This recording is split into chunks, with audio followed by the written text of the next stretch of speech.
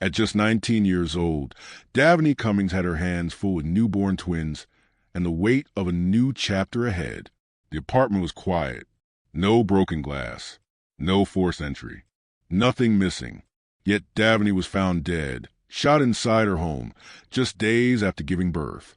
There were no witnesses. No signs of a struggle. Everything in the apartment appeared untouched. Her body was discovered alone. The front door was locked. Police were called to the scene after a disturbing phone call that would soon raise far more questions than answers. What began as a routine welfare check quickly turned into a full-blown investigation. Detectives noted the silence of the crime scene, the lack of evidence pointing to an outside intruder. Whoever had entered that apartment was either let in or never left. Attention shifted to those closest to her.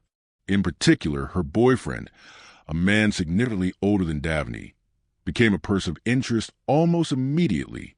His movements that day, his phone records, and one critical call made after the incident became the core focus of the case. What exactly happened inside that apartment remains under investigation, but the early details were enough to suggest something far more deliberate than a random act of violence. As authorities began piecing together the timeline, a pattern emerged, one that pointed to someone Davonye trusted, and a decision was made that would lead to a single arrest. The public was left stunned. A young woman, days into motherhood, suddenly gone under circumstances that made no sense on the surface.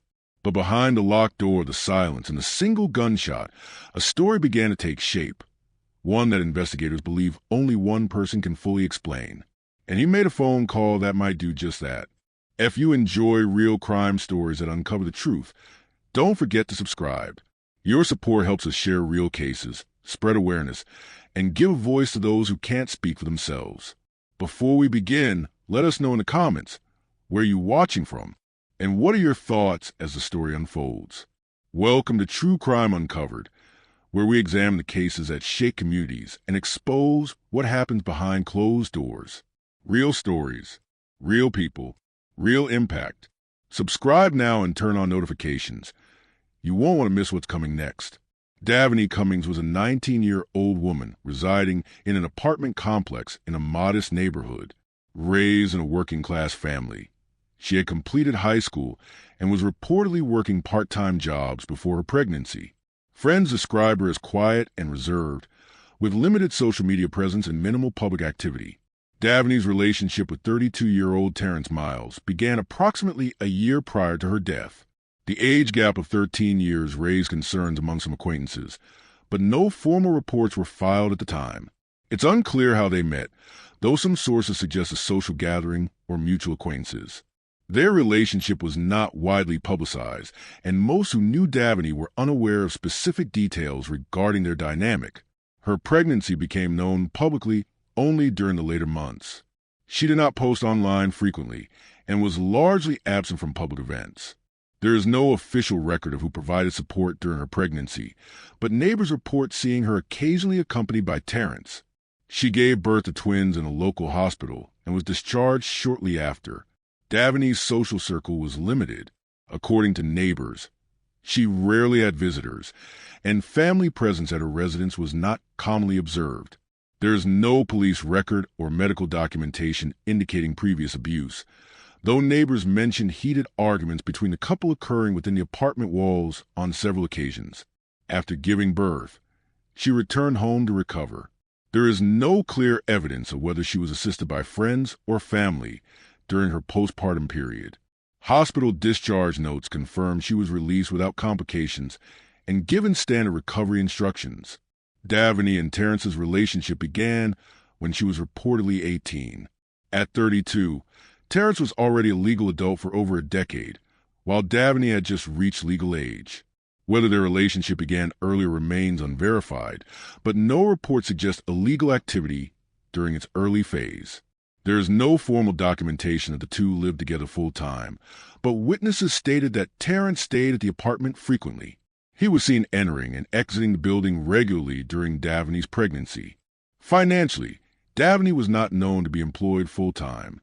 It's possible Terrence contributed financially, although no shared accounts or dependency documents have been made public. There are unconfirmed accounts that she relied on him for certain expenses during her pregnancy. Terrence was present at the hospital during the twins' birth, according to one staff member. However, the level of his involvement throughout the pregnancy is unclear. No prenatal appointments with both present have been documented. No prior police complaints involving either individual had been officially filed. However, neighbors reported verbal disputes that occurred behind closed doors. No physical altercations were publicly witnessed. No known witnesses have come forward describing violent behavior, but some noted that Davonye had become quieter and more withdrawn during the relationship. Davonye gave birth to her twins and was discharged a few days later. Surveillance footage shows her returning to the apartment, accompanied by a male believed to be Terrence. There are no public records confirming any other visitors to her apartment after her discharge. No hospital staff or social workers logged any follow-up home visits. She had been home for roughly 3 days before her death. According to investigators, her last phone communication was a text message sent to a family member the evening before she was found dead. Her social media showed no activity following the birth of the twins. No arguments were publicly reported around the time of her return home. The last person confirmed to have seen her alive was Terrence Miles. Davonye was found dead inside her apartment, in a bedroom near the back of the unit. Her body was discovered by officers conducting a welfare check after receiving a concerning phone call. The apartment showed no signs of forced entry. The front door was locked, windows were closed, and there were no broken fixtures. Inside, no visible struggle had taken place. Furniture was undisturbed. Nothing was missing, and no valuables were reported stolen. The weapon used was a handgun. It was not recovered at the scene. Ballistics testing would later trace the bullet to a weapon believed to be in Terrence Miles' possession prior to the incident. Ownership of the weapon has not been officially disclosed. The 911 call was not made by Terrence, but rather by a third party who had received a disturbing phone call from him. In that call, Terrence allegedly made statements suggesting he had been involved in a violent incident. The timeline between the shooting and the 911 call spans approximately 20 to 30 minutes. During that period, Terrence is believed to have contacted at least one other person by phone. He did not immediately report the shooting. According to call logs, his tone was described as unstable and vague. He did not give a clear account of the event. Cell tower data later placed his phone in the immediate vicinity of Davonye's apartment during the estimated time of death. Text messages between him and Davonye were retrieved from both devices, including exchanges that may indicate rising tension shortly before the incident. Initial investigation did not point to multiple suspects. Terrence Miles was identified early as a person of interest due to proximity, phone activity, and a lack of signs of intrusion. Building surveillance cameras showed no unknown individuals entering the premises during the critical window. Interviews with neighbors confirmed no unusual noise or traffic around the time of the shooting. Crime lab technicians collected fingerprints, conducted gunshot residue tests, and analyzed digital records. The preliminary lab results indicated that only one set of prints, Davonye's and Terrence's, were present on the surfaces tested. A background check on Terrence Miles revealed no prior convictions for violent crimes. However, records indicate a previous arrest for an unrelated misdemeanor years prior. There are no documented restraining orders or active cases involving past partners, but investigators reviewed social media and phone records for any warning signs or red flags from prior relationships. He was not steadily employed at the time. Financial difficulties were mentioned in texts exchanged with Davonye weeks before her death. No formal psychological evaluations were on file, but testimony from acquaintances cited erratic behavior and controlling tendencies. Terrence was arrested at a relative's residence 3 days after the incident. The warrant charged him with first-degree murder. He was denied bail. During the arrest, he did not resist and made no verbal statement to officers. No public statement has been made by his legal team. Davonye's family released a brief statement to law enforcement, calling for a full trial and justice through the court system. The autopsy confirmed time of death within a few hours prior to the discovery of the body. She sustained a single gunshot wound to the chest. Toxicology results showed no presence of alcohol or narcotics. Her body exhibited normal postpartum recovery signs. No evidence of self-inflicted injury or accidental trauma was found. Ballistics confirmed the caliber and angle of the bullet. The round was consistent with a handgun previously linked to Terrence Miles through photographs and text messages. Fingerprint analysis confirmed no other individuals had recently handled a weapon or been present in the room where the incident occurred. Following Terrence Miles' arrest for the fatal shooting of 19-year-old Davonye Cummings, legal proceedings began with a series of pre-trial hearings. These hearings were centered on the admissibility of evidence, the defendant's plea, and motions filed by both the defense and prosecution. The prosecution presented three primary elements they considered critical to their case. Investigators obtained records of a call placed from Miles' phone shortly after the estimated time of death. During this call, Miles allegedly made statements that prosecutors argued indicated guilt. Though the call was not to emergency services, its contents became central to the argument that the defendant acted with knowledge of the crime and did not attempt to report it. The crime scene did not show any signs of a break-in. Entry points were intact, suggesting that whoever committed the crime was either allowed involuntarily or already had access. This undermined any suggestion of an intruder and supported the prosecution's assertion that the crime was committed by someone known to the victim. Prosecutors introduced text messages, photos, and testimony from acquaintances that pointed to prior disputes. They argued that there was a pattern of control, which added context to motive. The defense strategy, based on available records, focused on challenging the timeline of events. The defense initially entered a plea of not guilty and argued that there was no direct physical evidence linking Miles to the weapon used. They questioned the validity of the prosecution's interpretation of the phone call and highlighted the absence of eyewitnesses. Additionally, they requested a mental health evaluation, the results of which were not made public but were referenced during motions involving the admissibility of character evidence. The defense did not present an alibi, but attempted to discredit the circumstantial nature of the evidence. There was no indication from court records that Miles expressed any formal confession, and throughout pre-trial motions, his legal team maintained that the case was built on interpretation rather than fact. During the trial phase, several categories of witnesses were called by both sides to provide testimony relevant to character, behavior patterns, and forensic findings. Friends and relatives of the victim were questioned regarding their knowledge of Davonye's relationship with Miles. Some testified about previous arguments between the two, while others stated that she had expressed fear or discomfort in the weeks leading up to her death. These testimonies were presented to support the claim of a volatile relationship. Hospital staff who interacted with the couple after the birth of the twins were called to verify interactions and behavior during the postpartum period. Nurses reported that Miles had visited the hospital but noted little interaction between him and Davonye during her stay. Their testimony focused on Miles' demeanor and whether any signs of tension were observed. Forensic experts delivered findings from the crime scene. Gunshot residue was found on clothing recovered from Miles' home.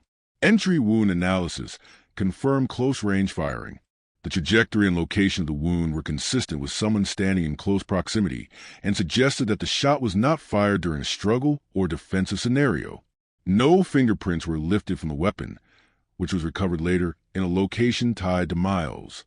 Digital forensic analysts testified regarding cell tower data and phone activity logs. Miles' phone was pinged in the vicinity of the apartment at the time of the shooting. Analysts also recovered deleted messages and call logs that prosecutors claimed established motive and opportunity.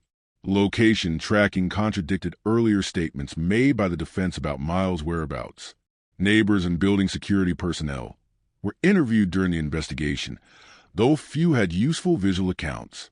One neighbor reported hearing what sounded like a single gunshot, but did not immediately report it. No security footage showed the interior of the apartment, but cameras confirmed Miles' presence near the building during the time frame in question. Character witnesses were presented by the defense to argue that Miles had no known history of violence and had previously maintained stable employment.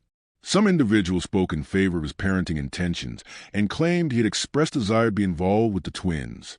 The trial concluded after several days of testimony and evidence presentation.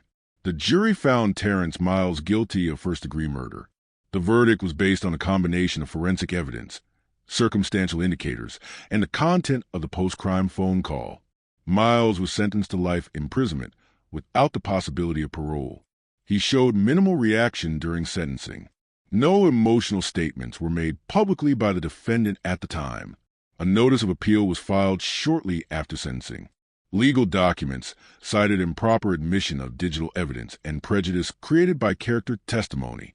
As of the latest update, the appeal is under review with no final ruling. Davonye's family released a written statement through their legal representative, thanking law enforcement and the court for pursuing the case and expressing concern for the long-term welfare of the twins. Despite the conviction, several aspects of the case remain unclear. Motive remains legally unconfirmed. Was there a specific event or argument that led to the fatal decision? The prosecution provided theories, but no documented cause was presented in court. Were there missed opportunities to intervene or recognize danger in the relationship? The children were placed in the care of maternal relatives following Miles' arrest. Legal guardianship proceedings are ongoing and confidential due to privacy laws concerning minors. The case raises broader questions about resources for young mothers, particularly those involved in high-risk relationships. The case drew considerable attention on social media platforms following the release of court documents and trial coverage. Hashtags such as #JusticeForDavonye circulated widely. Local advocates organized community awareness walks focusing on domestic partner violence and young motherhood. Fundraising campaigns were created to support the twins' upbringing and help cover legal costs for the victim's family. These efforts gained traction on crowdfunding platforms. A public candlelight vigil was held outside Davonye's apartment complex. Supporters included family members, advocacy groups, and community leaders. The case sparked public discourse around teen motherhood, age gap relationships, and the lack of visible signs and abusive dynamics. Several commentators highlighted the need for better education and intervention systems for at-risk young women. If you found this story as gripping and heartbreaking as we did, don't forget to like this video and share it with others. And if you want to hear more true crime stories that uncover the mysteries behind these tragic events, make sure to subscribe to our channel.